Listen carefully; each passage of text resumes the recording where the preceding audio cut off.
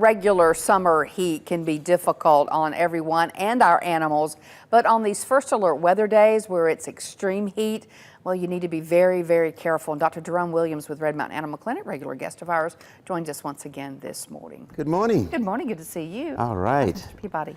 He's good. Okay, good. He's been staying cool as well. He is staying cool. So that's what we're talking about first. Yes. Is, like I said, the summer heat really is bad enough anyway on pets. Yes. You got to be careful, but this extreme heat makes it even worse, doesn't it? Makes it worse. And those pets that are outside without shelter, it's devastating. It's bad.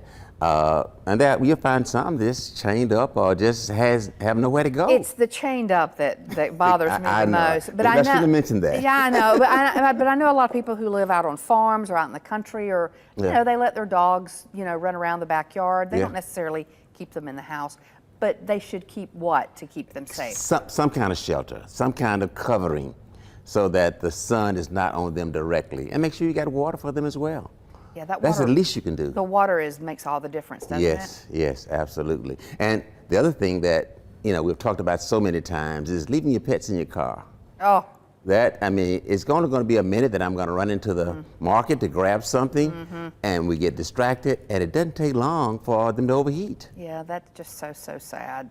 So yeah, don't ever do that, of course. But also, some animals acclimate better to outdoors than dogs who have been kept inside the whole time. Talk about the difference because they can become overheated quicker, I assume. Yes, it's an acclimation process. The same thing with us.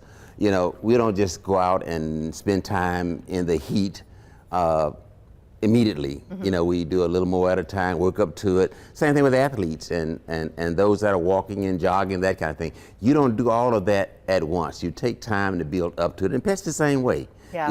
You see pets out walking all the time in the heat and stuff, but they're acclimated usually. Talk about the signs of a heat stroke. One of the things that they'll do, they'll pant.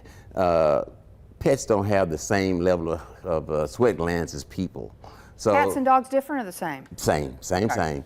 And much of the heat exchange is done through the pads and by breathing. So they're panting to exchange the air and they have more vascularization under the tongue and in the tongue to help them to do that. So you see them panting to exchange heat.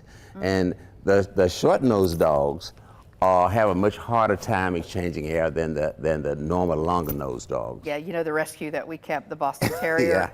When I was letting her outside to go to the bathroom yesterday, she comes back to the back door and she'll take her paw and hit the back door, and she was looking at me like, "Please, woman, let me in." And I know it's because it's harder for her to breathe. It's harder for them to breathe, yes. And the signs of a heat stroke, they'll begin to be ataxic or not able to stand or walk or lose balance. When the temperature gets above rectally in a pet, 104, 105, then it's beginning to get critical. At that time, you need to do something. Just cold water. Just water is enough to start with until you can get to a veterinarian. Right. Alcohol, pouring alcohol on. Really? It helps. Yeah, it helps to evaporate much of the heat that's on the pet. How do animals like horses and cows that live outside, are they just made differently? Yes, and they're acclimated. That's the other thing. The key word is acclimation. If you're acclimated to the environment, whether it's in the winter or the summer, then you can survive it. But you can't just throw a horse or a cow or any other farm animal into that, without being acclimated. Hasn't been living in it. Yes. All right, let's wrap up with 4th of July is next week. Noise. We know a lot of people will be doing fireworks, so what does that do? Some animals are worse than others, but talk about that. Some are much worse, and the noise is just enough to excite and make them afraid. One of the things we don't talk about enough is making sure that your pet has identification, so if they do happen to escape, they can be found. Putting the microchip in is the best way to do it, but use those different things. Thunder jackets work. You can get some medication from your veterinarian that may help if the animal just gets overexcited. Why do they run? Is it just that's the only thing they can do? Yes, they're trying to escape. They don't know where to go. Many times they can't identify where the sound is coming from, and they feel unsafe. Okay. All right, so just a few reminders. It happens every year, we know that, but just a few reminders so we can all be safe and take care of our pets. Yes, absolutely. Thank you, Dr. Williams. Okay, so good to be here. It's good to see you. We'll take a break and we'll be right back.